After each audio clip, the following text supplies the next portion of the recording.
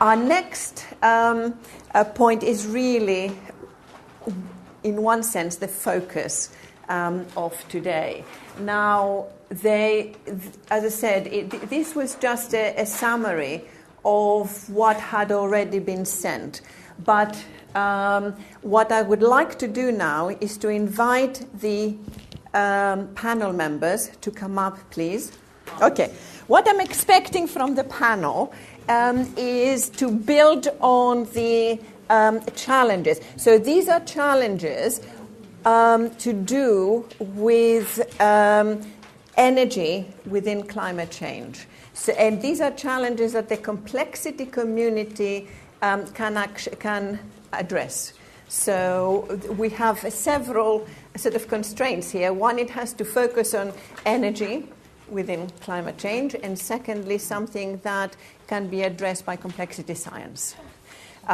So you need to make them fairly sort of sharp so we can put them up there. So if you want to discuss, outline them first and then give me a short version, then I'll write it up for you. Okay.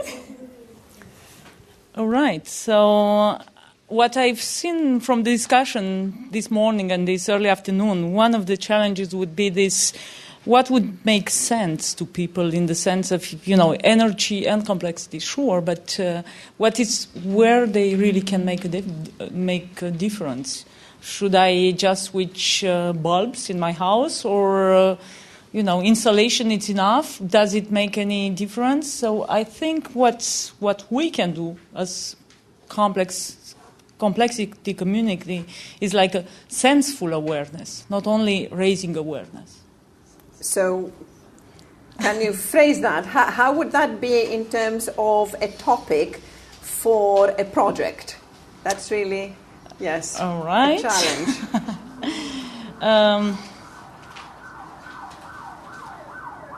Give me some more minutes. Okay. EU offers from the floor.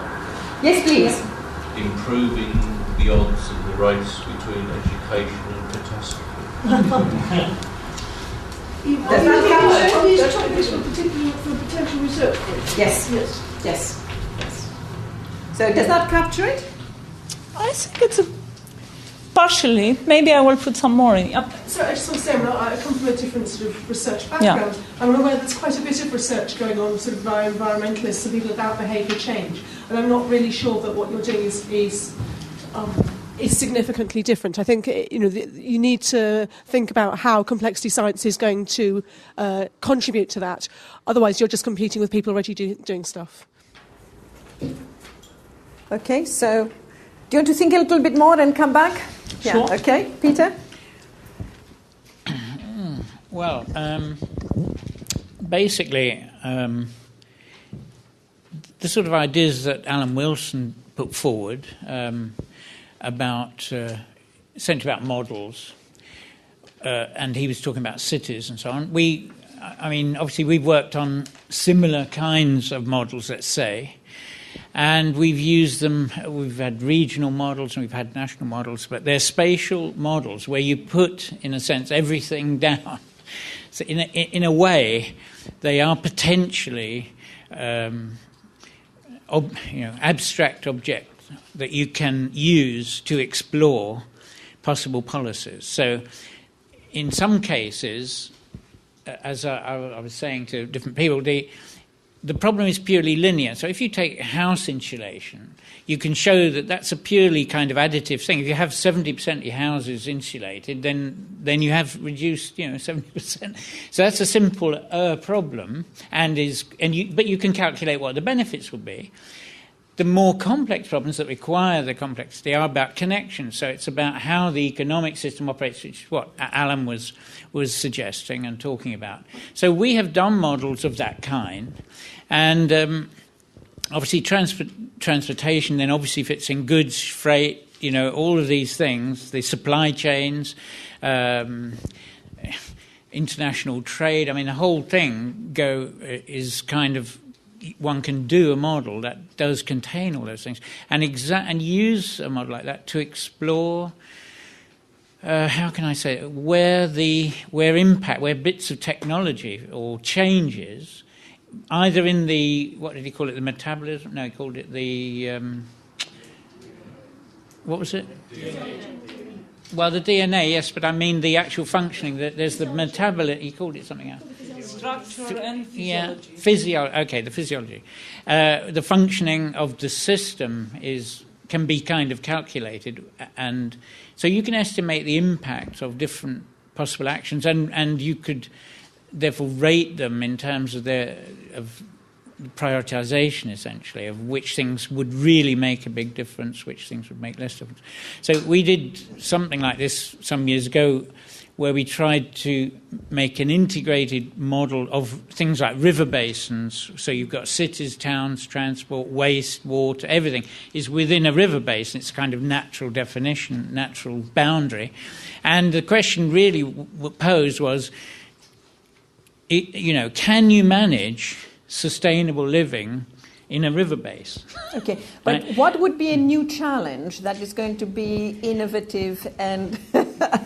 and so on challenge. I mean, I say we did this model. It's never been picked up. I mean, most of the things we've done have never been picked up, never been used. So I'm just saying that if you want to explore where the technologies that we've heard about and how they will impact and kind of test run policies, then these sorts of models can help you do that. And because they have the couplings and the clusterings and so on, the spatial structures and so on, then they're quite sophisticated, they're quite difficult to deal with, but they do give you a chance to explore policies, the impact of different possible policies. And it's a two-way impact because it's, So is the challenge the better use, wider use of modelling in policy?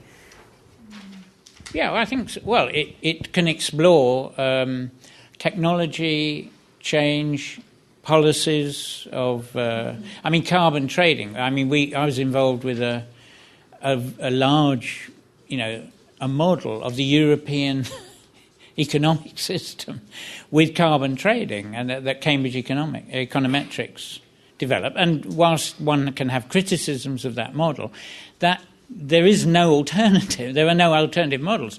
So it's a very useful thing to be able to run through different, the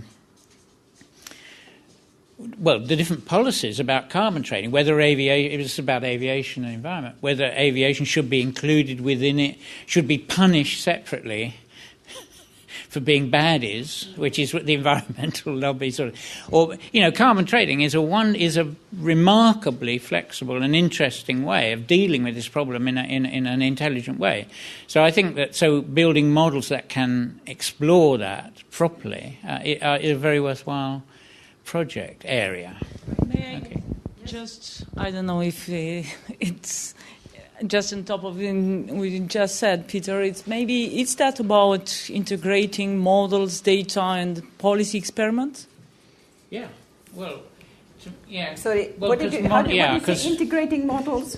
The challenge of integrating models, data, with policy experiments. I suppose the thing is, because I've used models, they've always been multi-agent models. In fact, we didn't know this in the 70s and 80s when we did our models. We were actually doing multi-agent models. We didn't know that. You didn't call them that at that time. But that's what they are. So you're looking at how people respond. And so the models that you build of that kind are not just data, which are more operational models, are just chunks of data that people... You actually are linking behaviour and choice and intention and values and so on of agents to that data. And then you can explore their responses to policies, which may be, economic and so on, but to policies and to new technology opportunities, etc. So they're kind of living models. They're complex. They're proper complex systems models, if you like, rather than just the typical data type models. Yeah, no, this is what I was calling right. social or policy experiments, basically. Yeah. Okay, great. Thank you very much. Who would like to go next? Stephen, yeah? Or did you want to go next? I'll go after him, just Right. to show we're egalitarian. Okay, I've got a couple of things written down which I'd like to share with you. I think one of the challenges immediately for us scientists is to prove that what we're doing can be useful so that we can show that to others. So I think the most immediate challenge for me is to find some success stories where we can show some methods that work correctly and how that can be used. So this goes beyond the rhetoric of, grand schemes and visions. It actually goes doing some success stories, and I think we have to be very clever and collate those. So I'm taking on board a little bit what Lord Putnam said about trying to speak with a common voice. I think we need to collect our common successes and put them all in one box so that we can all share in that success story. And of course, for the models, I think for me, because I am a modeler, there are three ways that I use the model, so that there are maybe three sources of successes. One is when you have a problem that's fairly vague in its description, we can use a model as a broad analogy and draw analogies across of perhaps some phenomenological behavior that responds. We can also find direct solutions of direct relevance for those problems where things are a little better well-defined, so we can actually get actual answers. But there's the other case where we can just sort of do stabs in the dark, where we don't really have a model, but we can try some to explore the effects perhaps of our actions. So I think my first point is that we need to explore ways of collating our success stories successfully together so that we can all shout at government and funders that we need more money. Okay, I think the second biggest problem for me, again as a modeler perhaps, is thinking about the international dimension of it all.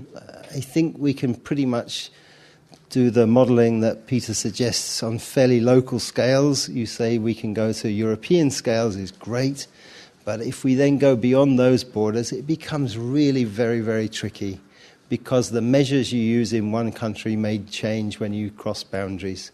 So I think that from a social perspective, that sort of really fully international implementation of anything needs to be, is one of the biggest challenges we face, I think.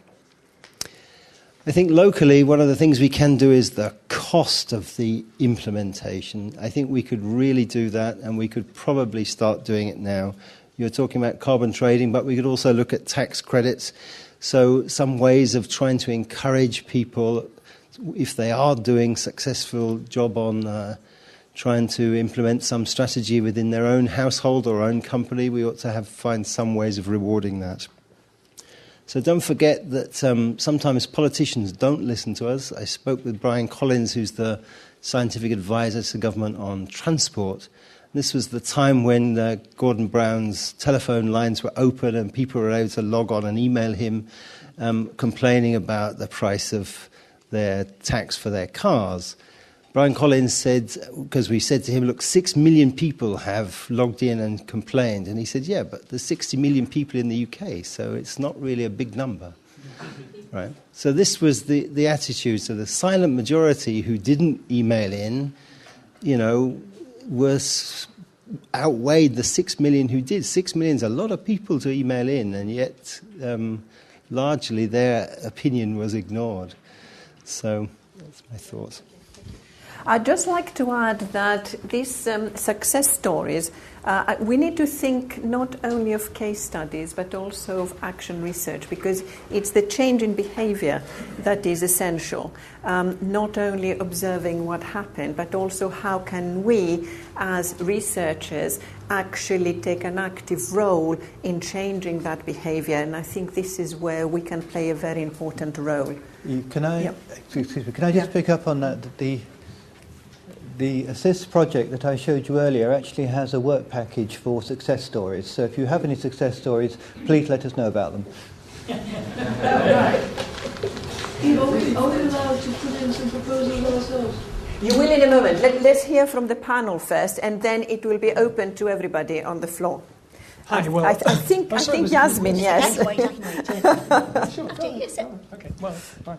Yeah, well, when you've asked me to suggest a couple of challenges at fairly short notice, I came up with a couple. One is from the domain of engineering, which I feel fairly comfortable with, having been trained as an engineer originally.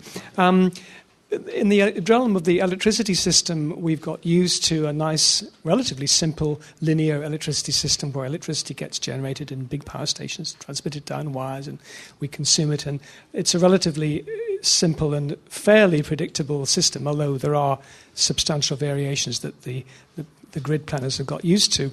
But we're moving now towards a much more complex electricity grid with smart appliances, smart houses. People are going to be charging their electric cars up at one time and then feeding power back into the grid at another time. There are going to be real-time pricing. There are going to be all sorts of very complicated things that are going to be going on in the grid of the future, which is not quite upon us, but about to become, or gradually going to be implemented over the next 10, 15, 20 years. And it seems to me obvious that there's a lot of non-linearity going to be involved in that, including also, of course, I hasten to say, the interaction of people with all this as well, which adds a further dimension of non-linearity and complexity to it all. So there are bound, surely, to be emergent properties, very interesting emergent properties in this new smart, intelligent grid system. And it seems to me a very interesting challenge to modelers. I've done a bit of modeling in the past, but mostly nice linear systems that are well behaved. But if there's lots of fascinating and mathematically challenging nonlinear dynamics to be studied in these new smart grids of the future, and I suggested a very interesting research project will be, and it could well be that somebody's already begun to work on this. So can you give me just a summary? Well, I suppose nonlinear dynamics and emergent properties of... So hold on. Nonlinear dynamics of smart electricity grids and emergent behaviours, something along those lines. So that's one thing. And then, sorry, I moved from the technical to the political, if I may. Is that?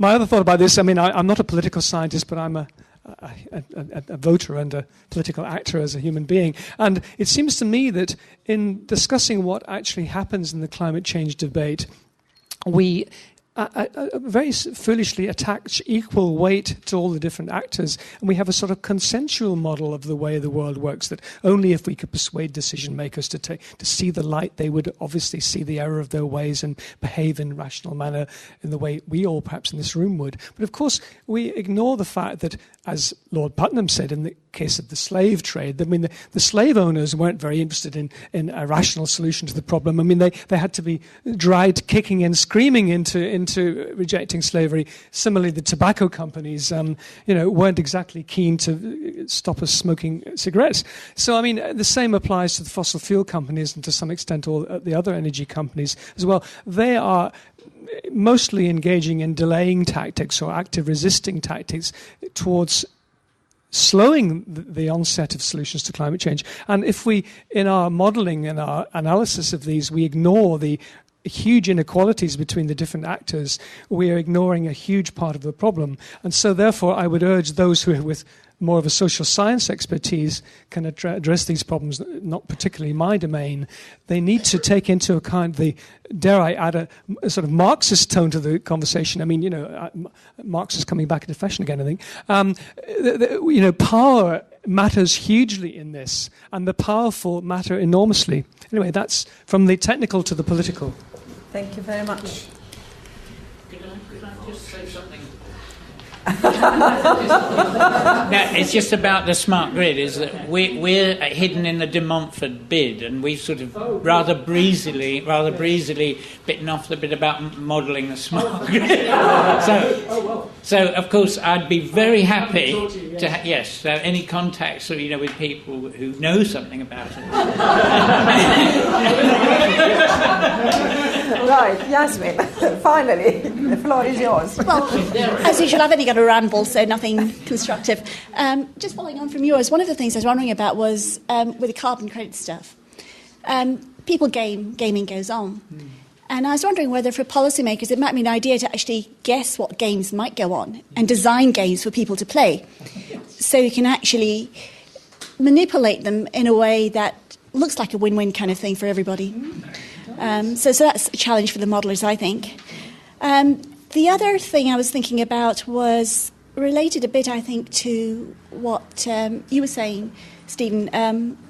It's about the kind of global diversity type of stuff. And not being a modeler, what I'd really love to see is some kind of capacity where you can do multi-dimensional models.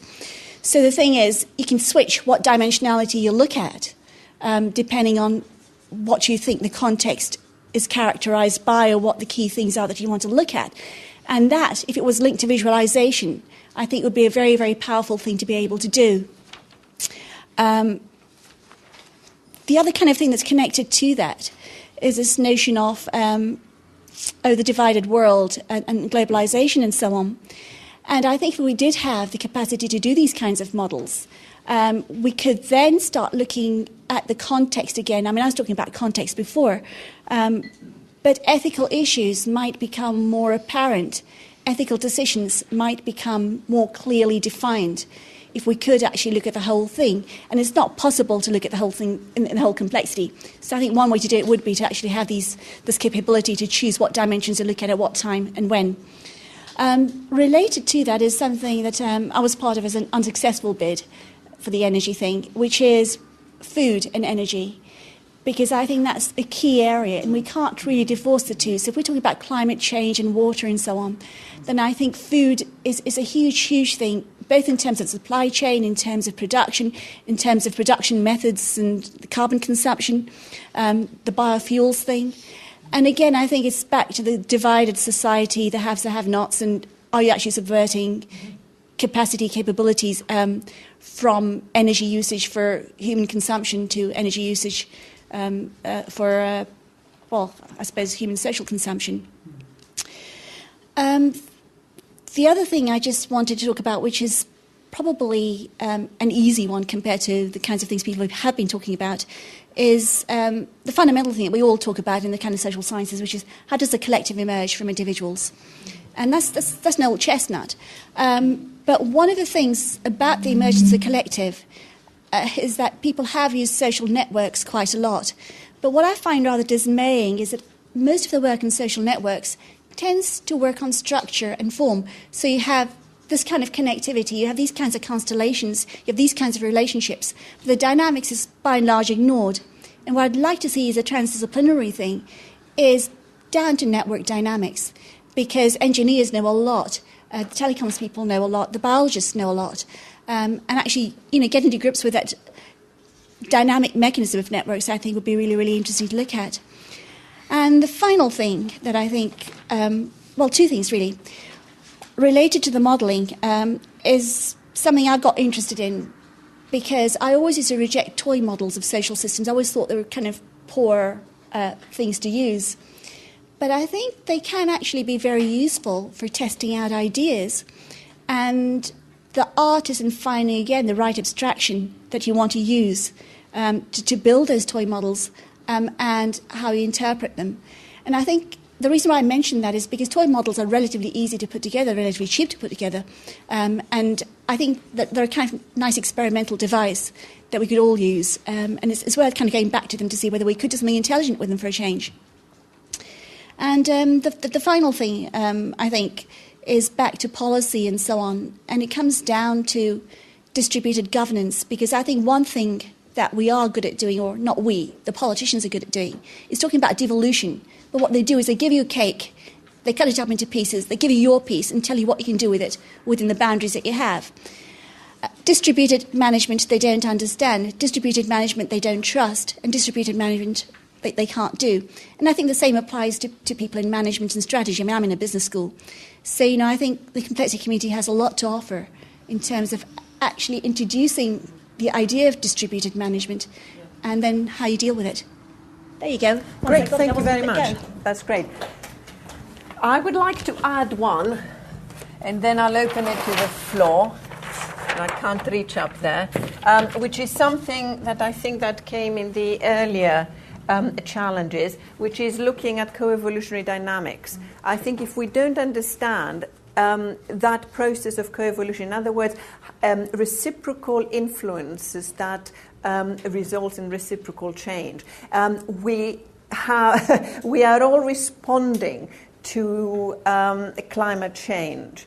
But what are those responses going to do? What are going to be the impacts of those responses? We think that everything we are responding by is by necessity good. Well, it isn't. I think there are going to be both desirable and undesirable side effects of our response. And I think we need to think it through, and we need to understand those coevolutionary dynamics and the impacts of our adaptations and responses. So that would be my big thing. So I'll put that up and then take ones from the floor. So explain to us, and by that time I'll have a blank sheet of paper. I'd like to bring in the whole thing, the things that's been coming up a number of times about neighbourhoods and communities.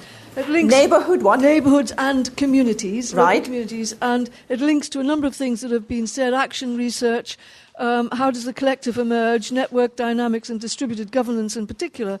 I'll just read out what I've been scribbling down to give you an idea of what I'm thinking of. It's about new social... new social and organisational forms and processes and dynamics to engage all sectors of local neighbourhood communities in sustainable individual and collective local energy use, with a practical project on the ground. We know that we've got one in Peckham, but I'm sure that there are others around. And if we could get hold of those and look at that from the point of view of what's going on in the neighbourhoods, unaffected by what the authorities are doing, but that neighbourhoods are doing for themselves, it gets at just about all of those things. Absolutely. It's the bottom-up, it's emergence, it's self-organisation, Yes, exactly. it's exploring the space of possibilities. Exactly. Fantastic. Give me a couple of key words. New social and organisational... I don't want to write all that down. No. Well, social and organisational forms and processes. Social. For wide community engagement, that'll do it. Okay, next. Yeah. Ben, can you pass it on to Ben, please? Just a couple of ideas for proposals, but also a process suggestion, really. In terms of the ideas, it seems to me that last year we saw 3 interconnected crises hitting us at a global level: the financial crisis, the food crisis, and the fuel crisis. And all of these impact on climate change responses, and policymakers are really struggling with it. They dealt with the financial crisis, they dealt with the food crisis in particular ways. They come out of their organisations in order to set up particular frameworks, like they did with the financial crisis, like they did with the food crisis. When they go back into their organisations, they find it's actually very challenging to implement against any of these high-level goals. So I think there's something about modelling those interconnected crises more effectively in relation to climate change, if you look at the list that Stephen provided earlier on of there's a list of 50 things which are guaranteed to go really badly wrong in the next 20 years. So these aren't going to be the only crises we face either. So climate change is something we're going to have to look at in a continually changing global landscape. And actually being able to address that, I think, is going to be particularly important. I was surprised not to see anything on modelling climate change itself. This idea that Stephen again put forward about the relationship between emissions to radiative pressure through to climate response is modelled by the IPCC at the moment in a linear way. But actually there are dynamic feedback loops within that process which they haven't even started to think about. And the challenge to the complexity community arguably should be to get complexity science into the next IPCC report, which is going to be published in 2012. And if we haven't done that, then we've failed on some level. So I'm surprised not to see something about climate change process in there. And I think the final thing is just about this particular process, that you've got different ways in which this research can be used. You can have instrumental use, which is direct use by decision makers, whether they're policy makers or practitioners or people at the household level, and you've got conceptual use. And being very clear about which one of those you're aiming for in the research is, I think, quite clear up front. You need to be very clear on that. And I'm surprised not to see any policymakers or practitioners here that can actually, and I can see some of you pulling faces at that, but actually some of these ideas are relevant. Last week I was at a meeting of the House of Lords with the Secretary General of the Red Cross and an Under Secretary General of the UN for humanitarian responses. And they were talking about the challenge of actually doing certain kinds of research within their organisations. So where are the relationships between this community and those communities? How are you kind of ground truthing these ideas in ways that mean that they'll get utilised? Joint complexity and Well, just looking for entry points, really, for this research. If this is grand challenges, who's actually facing these challenges? How are you going to make sure that these are the challenges that are actually being faced in the real world? Right, but just a short description, development... Just bridging the gap with policymakers and practitioners working on climate change. Okay. Noah, could you...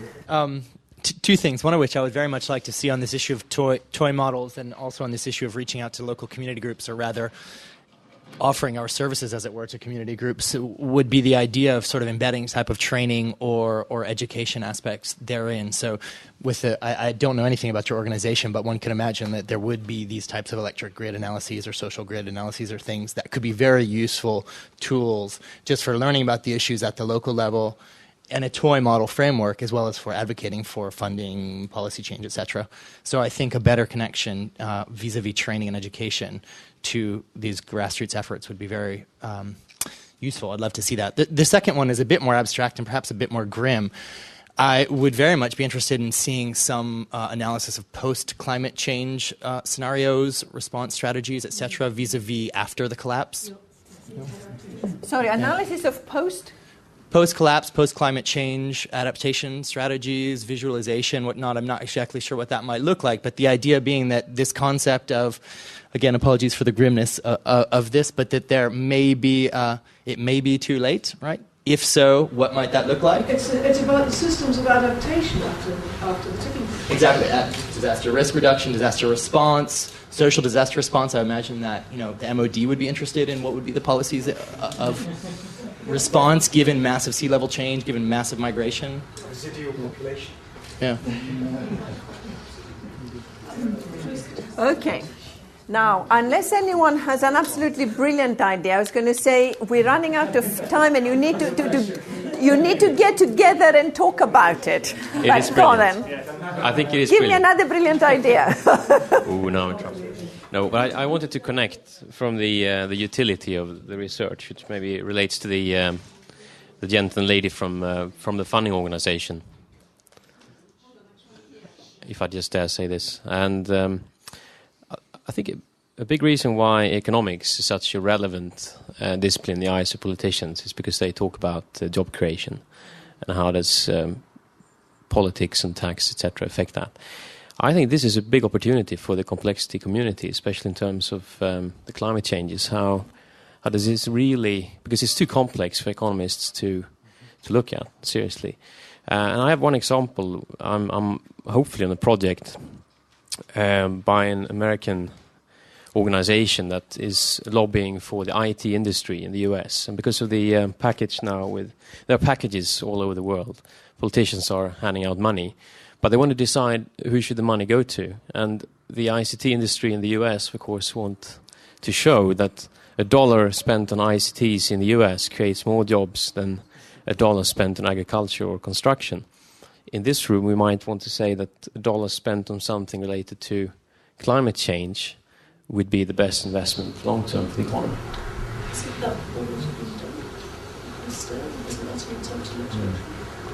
But I think it's a real opportunity to team up with economists and bring in these complexity on the agenda. Yes, absolutely.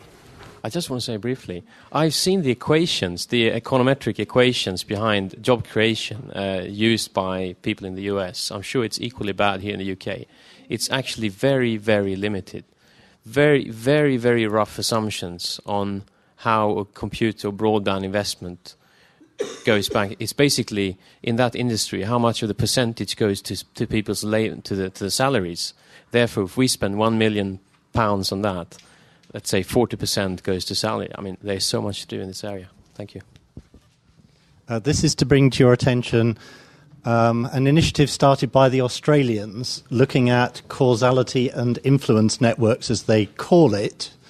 And as part of that work, they are at the moment calling for involvement from anyone with complexity expertise, particularly practitioners, and via Eve I will send links round to people. And one thing they've done is to produce a position paper with 20 relevant questions to be dealt with. I think Yasmin may have seen this, I'm not sure, maybe a couple of others.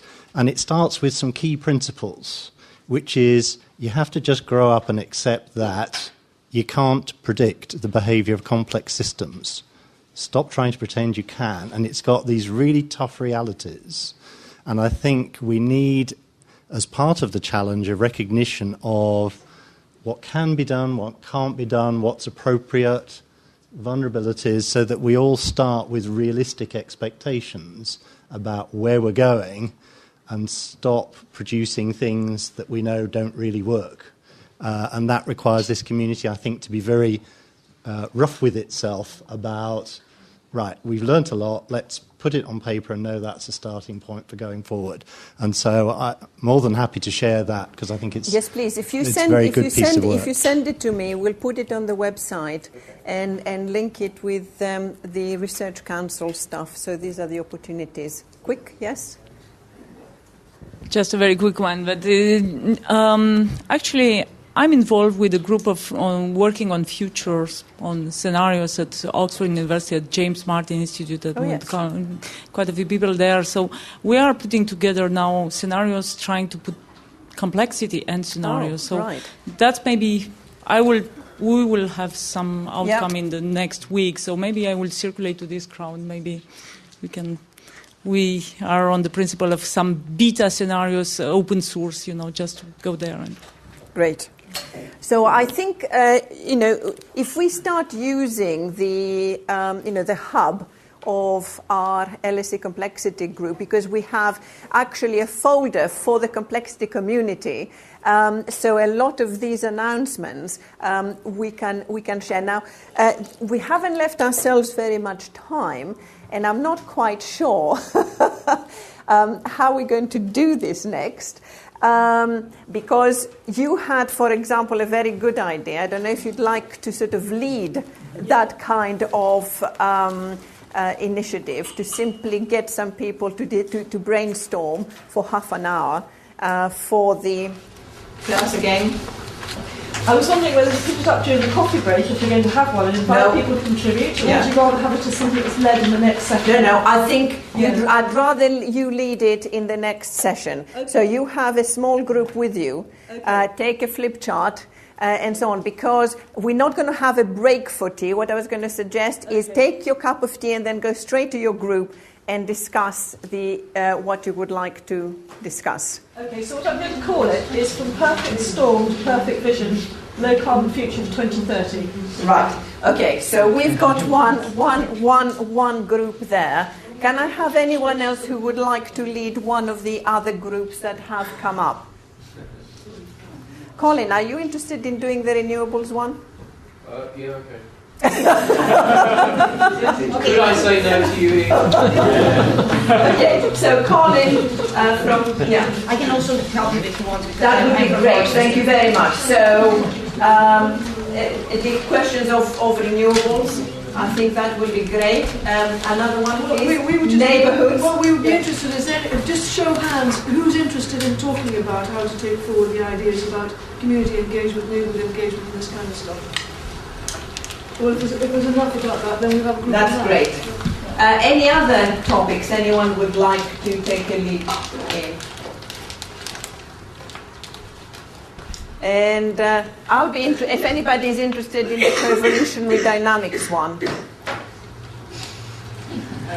What I just wanted to say is that the modelling, multi-agent modelling, when it doesn't have learning, isn't any good. In fact. So essentially, it would contain coevolutionary. But I don't think we've done enough yet. So I mean, one should put them together. Exactly. I think we need to develop that much further. Excellent. Yes. Just a comment.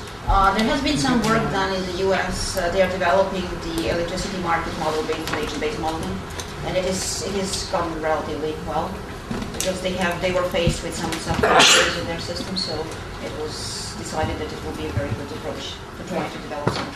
Okay, so we've got, I think, enough groups to start the discussion. I'm not saying we're going to put together a research proposal in the next half an hour, but the all we need to do is to make the connections to say, hello, I'm interested in this, and who can take it forward. And obviously, Jeff and I will give you all the help we can to support you. So we've got 3 rooms. This room, next room where coffee is, and one along the corridor 216. I suggest you take a flip chart, put on it clearly what your topic is, so that as people are flitting through the rooms to find the one they want to join, they know which one to come and join. And then come back at 5 o'clock just to briefly tell us what you think you might be doing next, even if it's just a meeting to discuss it further, because I think that's really what we need to now take it forward to develop the ideas and possibly get them into the shape of a project. So, tea's next door. Don't delay, just get your cup of tea and go into your groups.